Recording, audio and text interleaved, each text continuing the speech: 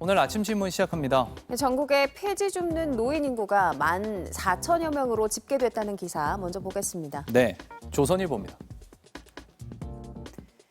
보건복지부 전수조사 결과 폐지를 주어 생계를 이어가는 60세 이상 노인이 14,000여 명에 달하는 것으로 나타났습니다.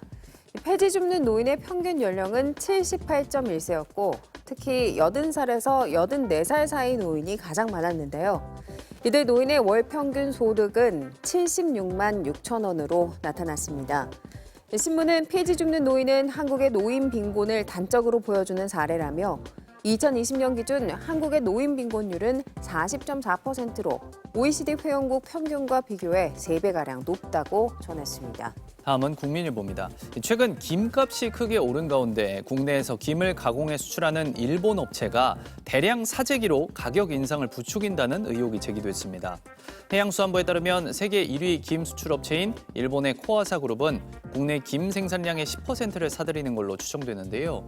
지난해부터 관련 업계를 중심으로 김 사재기 의혹이 일자 정부가 조사를 요구했지만 업체는 응하지 않고 있습니다. 코아사는 현재 경매 입찰로 사들이는 국내 김의 물량이나 매입 여부 등의 자료를 정부에 제공하지 않고 있고 정부의 수차례 면담 요청에도 바빠서 불가능하다며 조사를 계속 미루고 있다는데요.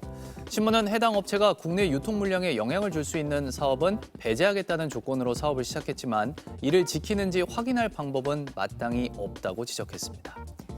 이어서 동아일보입니다. 중국 정부의 비밀 경찰서 거점으로 운영됐다는 의혹을 받는 서울 중식당 동방명주 실소유주를 경찰이 최근 업무상 횡령 혐의로 검찰에 넘긴 것으로 확인됐다고 보도했습니다. 지난 2022년 한 국제인권단체는 중국이 해외에 거주 중인 중국 반체제 인사를 탄압하기 위해 여러 국가에 비밀 경찰서를 운영 중이라는 의혹을 제기했는데요. 왕 하이준이라는 인물이 소유한 중식당 동방명주가 해당 비밀경찰서로 지목됐습니다. 서울경찰청 안보수사부는 왕 씨가 서울 영등포구 여의도동에 갖고 있는 미디어 업체 자금을 업무상 용도를 넘어 사적으로 사용한 정황을 포착해 지난달 말 서울중앙지검에 넘겼다고 신문은 전했는데요. 왕 씨가 소유한 미디어 업체는 중국 관영 매체와 협력 사업을 이어갔고요.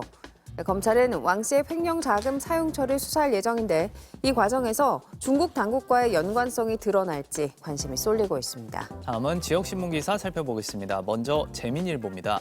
제주 지역에서 일부 도민들이 중고거래 플랫폼을 통해 쓰레기 종량제 봉투를 불법으로 거래하고 있다는 소식입니다. 제주도 내 중고거래 플랫폼에선 종량제 봉투를 판매한다는 게시글을 쉽게 찾아볼 수 있는데요. 한 판매자는 행사를 위해 대량 구매한 뒤 필요가 없어졌다며 시중보다 30% 이상 저렴한 가격에 내놓기도 했습니다. 현행법상 세금으로 제작되는 종량제 봉투는 편의점과 마트 등 지정 판매소에서만 판매할 수 있고 개인이 거래하는 건 불법입니다. 남은 종량제 봉투는 판매소에 반납한 뒤 현금으로 돌려받을 수 있습니다. 끝으로 국제신문입니다.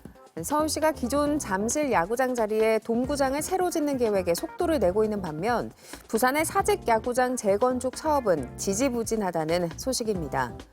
부산시는 사직 야구장 재건축을 위해서 문화체육관광부 국비지원사업 공모 신청을 준비 중인데요.